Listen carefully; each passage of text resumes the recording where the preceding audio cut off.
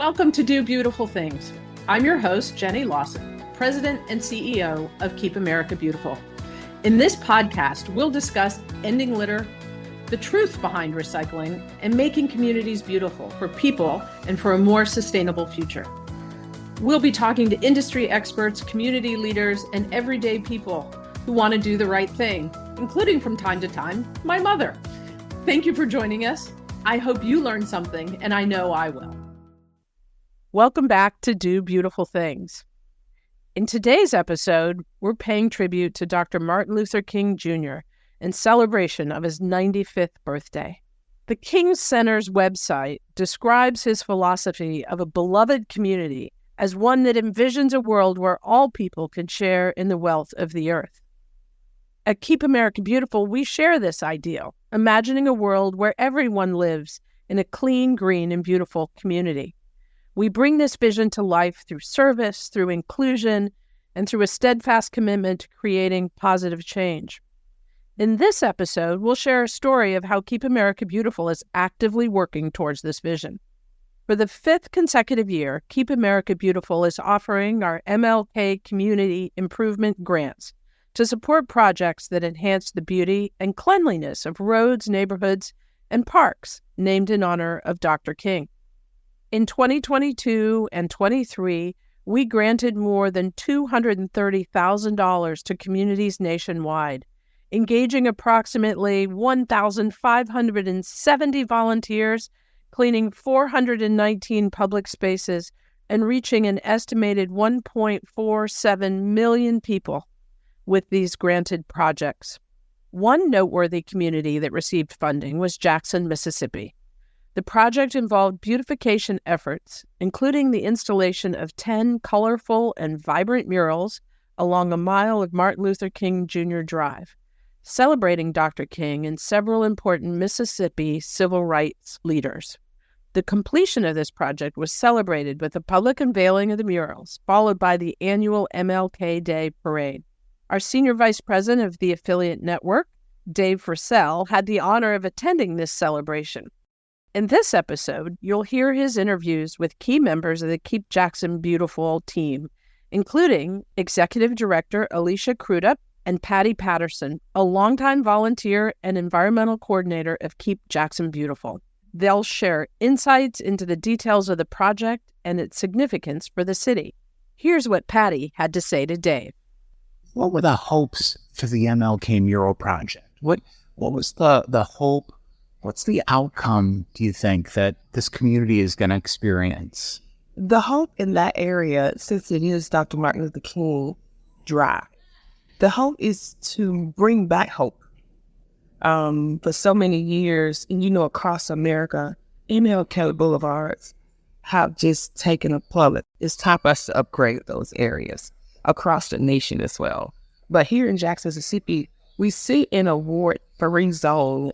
Councilman Kenny Stumpsky is the ward councilman, and he's the longest standing elected official in the city of Jackson. And we reached out to him because people know that area, because all the years that he's been promoting the parade, MLK. So we knew we would get the people, the artists that would say, hey, I know something about Georgetown, or not just know the icons and civil rights leaders, but to know that area. What do you think it's going to mean to people, either in the neighborhood or who drive MLK, to all of a sudden see these gorgeous pieces of art? What do you think that's going to mean? We've already gotten some feedback, just hanging them, even in the bad weather, people driving by, honking the horns and asking us what we're doing. So the area that is driven, it comes from north, south, east, and west. So we'll get the bulk of Jackson Metro to come down that boulevard. And to see those murals, we want to bring back this excitement about Jackson. And our mission is to make Jackson beautiful again. So those murals are so colorful. Just the spirit of the murals, that we're hoping that it will reach people and say, hey, I want to do something. I want to give. I want to help my community. And we're just hoping to get the collaborative effort of everyone in our city to do this in their areas as well. Tell me the difference between picking up litter and installing art on vacant buildings.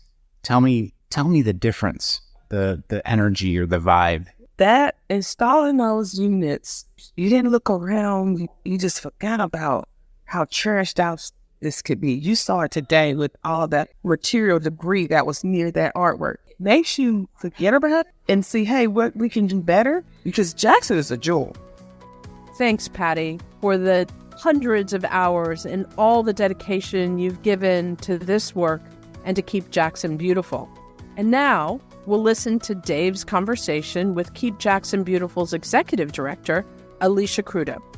She'll talk about the importance of having these murals at a place that holds deep meaning to the community and to the country.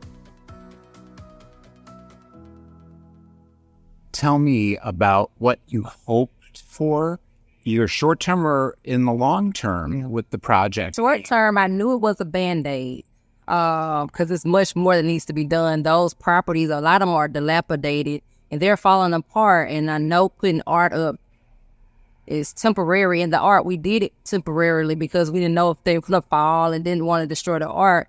But I wanted to help bring Keep Jackson Beautiful back to the beautification instead of just the cleanup, because that's what people had known us for. We're just cleaning up. And for that to spark other businesses or organizations to like, oh, Keep Jackson Beautiful is doing this, let's partner with them to kind of help grow that momentum of our organization, because a lot of people, even though we're 60 years old this year, a lot of people still do not know Keep Jackson Beautiful. And sometimes they make jokes about us, but I want us to get to the beautification part. And long term, it's wanting to see the whole city with murals that's inspiring beauty and that's encouraging people, that messages that sit with people, because we are the city of soul. So we want to be able to show that through our art to our community. And if it's beautiful, they wouldn't want to litter and have a disregard. Because I know it's a sense of hopelessness, but I'm hoping that the art brings some sense of peace and inspiration to want to do better. If we did not receive funds from Keep America Beautiful, the grant would have never happened for us, and we weren't able to come up with an idea to beautify that corridor is well needed, and been able to solicit for artists, and Jackie submitting her art. It was impactful and it made me emotional just like her, because her story was a hardship story where she didn't have a means of income and she had a little one, and holding on to that piece of art where she cared so much about it, but now she could share that art with the world. And just knowing that her daughter seeing her do this, and she's an inspiring artist. She has beautiful art. Her name happens to be Alicia too. She's going to follow her mom's footsteps. She's already at her young age is drawing beautiful pictures and being able to beautify our environment and showing her that it's possible for her as well. Tell me, you have a couple of different instances where you are seeing that this project is creating additional value. Yes. Like there's a gentleman and then also this aquaponics. Yes, so I was out trying to get permission from the artist, but one day I just drove down the street and I saw one of the buildings that we looked at, that it was somebody there, and I stopped and went in, said, do you own this building? And the guy said, yeah. And so we talked, and the relationship started forming instantly. And he saw my desire to want to help the city and that it was authentic with no hidden agendas behind it. And so ever since then, he's the one, if I never stopped to ask him for permission, we would have not had the art on the walls. He was the key and instrumental person in making sure that we had art on the wall. And that's Mr. Michael Thomas. Also, Miss Patty Patterson, which is she's like the right hand to me. If she did not have a relationship with the property owner of one of the buildings, he would have never told us yes, because his mom never told us yes when I asked the first time. But he said, whatever you want to do with the building, you can do with it. And so from that, we have the art, but he's going to allow us to have aquaponics inside of it. And so it's right there by Lanier High School, which a lot of children, you would think they would, but a lot of them don't have access to food. And so I wanted it to be a space where they could just come and go by, pick up some strawberries, pick up some greens, pick up whatever they want to help them have food, the necessity to live. So it's spurring so many partnerships out of it. And also Councilman Stokes is very, like I was told today that he announced this on the radio, keeping Jackson beautiful. And so that we haven't heard a city councilman in a while mention her name. And so for it to be on a big time radio station, that touched my heart. Tell me what it means for you personally. Well, it means a lot to me because my daughter, she was born here in Jackson. And a lot of times when we go home, she sees litter. And even when she was a baby, she's like, Mommy, why is people throwing stuff out the window? And I'm like, they're just litter bugs. And, she's like, but I don't like that. So being able for her to see beautiful environments around where she is growing up, it means a lot. And for me to be the one that's helping do that and she see that. And so I remember when before I left the first time, she's like, Mommy, I want to work with Keep Jackson Beautiful. And she used to say it all the time. And I used to joke at her, but like just seeing her want to follow my footsteps. And that's the amazing part about it. And she sees how passionate I am. And she wants to get out there. When I was, when we had the garden initiative, and we're bringing it back, but prior to, she used to be in my arm as a baby and helping me put the seeds in the ground in some of the locations we had gardens.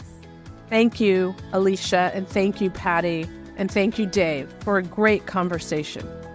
It's powerful to think about what can happen with modest investments in communities of all kinds, how they bring community together, how they unite people across the street and across town to care about their community and to learn more about each other.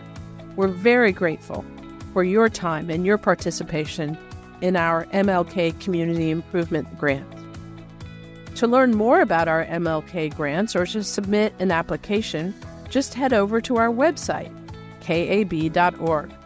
The window for grant applications remains open until March 8th. So feel free to share this episode and help spread the word about this opportunity to pay homage to Dr. King's legacy through beautification projects in communities across the country. You do not need to be a part of the Keep America Beautiful network to apply. And thank you to Diageo and Toyota for underwriting the Keep America Beautiful MLK Community Grant Program. And don't forget to hit that subscribe button for Do Beautiful Things, ensuring you stay in the loop for our upcoming episodes. Thank you for being with us today, and until next time, take care, stay informed, and let's keep doing beautiful things together. See you in the next episode.